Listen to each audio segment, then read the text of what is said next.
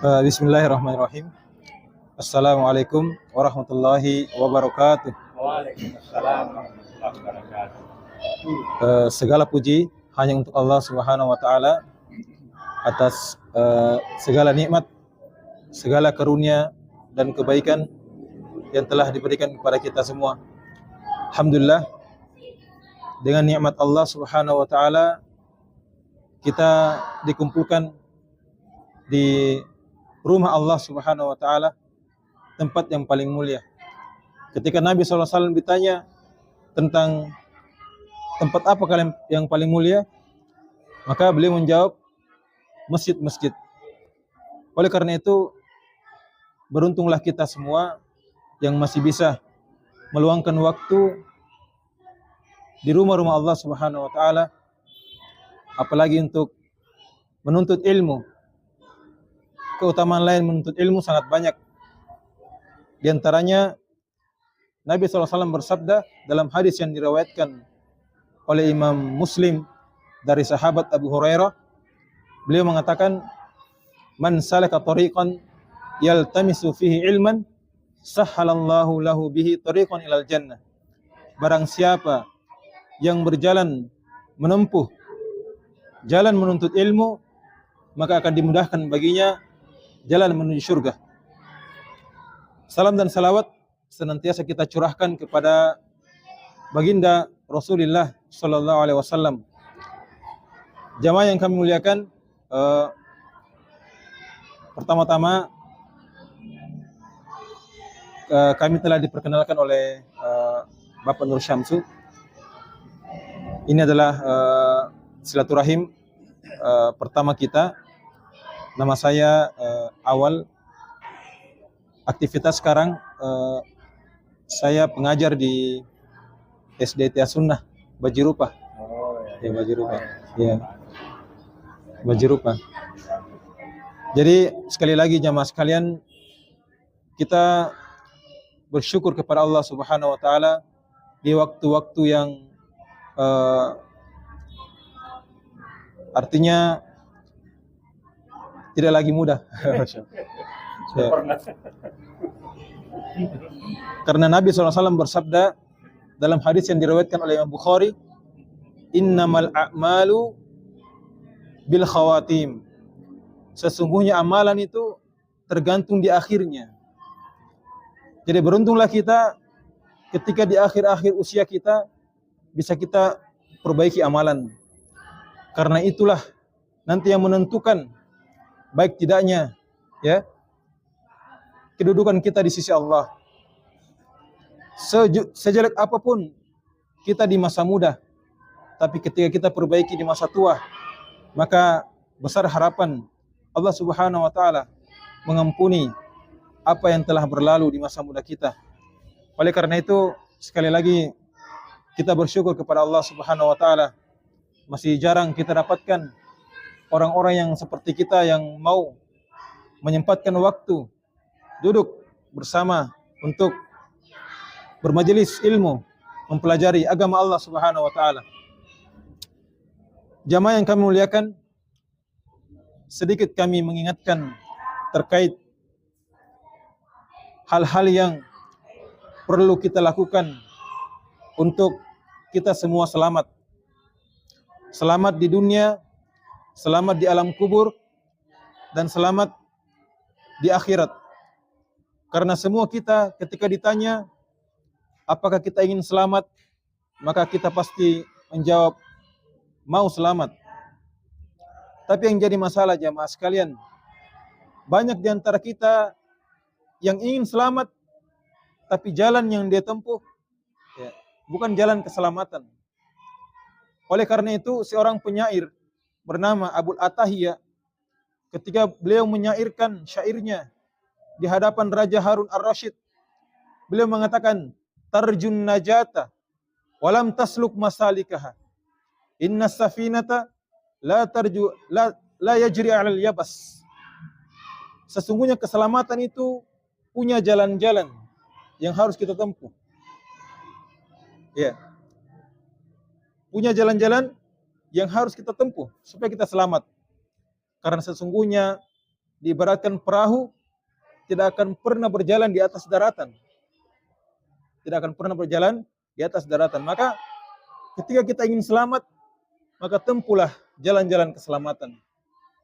Nah, jamaah yang kami muliakan, salah satu jalan keselamatan adalah dengan cara kita mempelajari agama Allah Subhanahu wa taala. Di dalam Al-Qur'an ada surah yang pendek yang semua kita hafal, yang di dalamnya terkandung jalan-jalan keselamatan untuk kita semua. Surah itu bernama Surah Al-Asr. Surah Al-Asr. Allah Subhanahu wa taala dalam surah ini mengungkapkan jalan-jalan keselamatan yang barang siapa menempuhnya, maka dia akan selamat di dunia, alam kubur, dan di akhirat. Al-Imam Syafi'i, beliau mengomentari surah ini, beliau mengatakan, "Lau tadabbarun nasu hadhihi surah lakafathum." Seandainya manusia mau mentadabburi surah Al-Asr ini, maka surah ini mencukupinya untuk jalan keselamatan. Betapa banyaknya kaidah-kaidah penting tentang jalan keselamatan di dalam surah ini, yang kata Imam Syafi'i, barang siapa yang mentadabburi surah ini, maka dia akan tercukupi dari jalan-jalan keselamatan. Allah Subhanahu wa taala memulai surah ini dengan sumpah. Dengan sumpah. Allah Subhanahu wa taala mengatakan, "Wal 'asr." Demi waktu. Sumpah Allah Subhanahu wa taala dengan nama waktu menunjukkan bahwa waktu itu adalah makhluk Allah Subhanahu wa taala.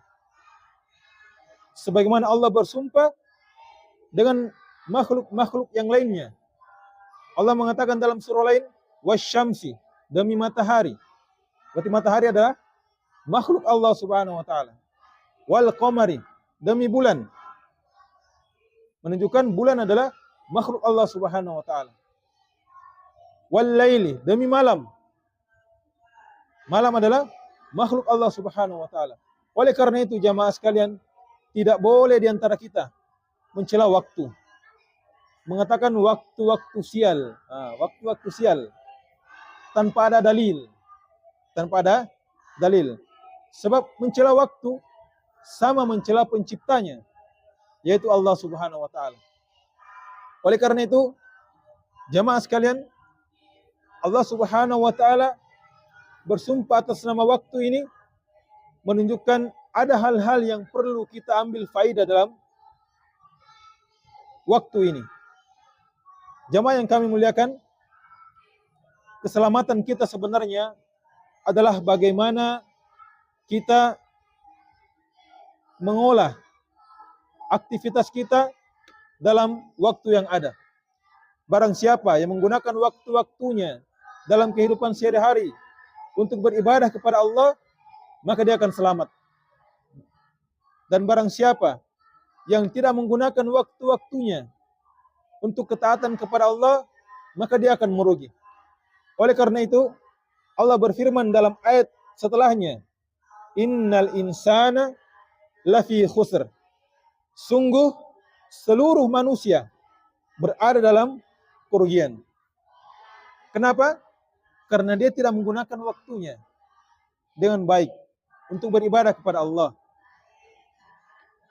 Diperkecualikan illal ladzina amanu, kecuali orang-orang beriman menggunakan waktunya untuk keimanan kepada Allah. Apa itu iman jamaah sekalian?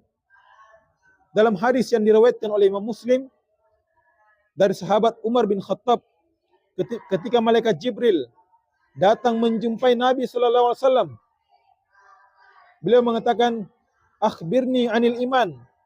Kabarkan kepadaku wahai Muhammad, apa itu iman? Maka Nabi menjawab, "Al-iman an tu'mina billahi wa malaikatihi wa kutubihi wa rusulihi wal yaumil akhir wa tu'mina biqadri syarri wa khairi. Dari sinilah disimpulkan tentang rukun iman, ada 6 dari hadis ini.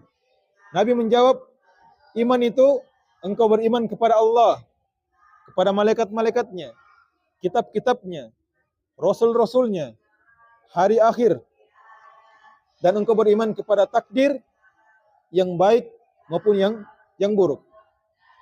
Kemudian dalam ayat setelahnya Allah mengatakan wa amilus solihat. Tidak cukup beriman, Pak.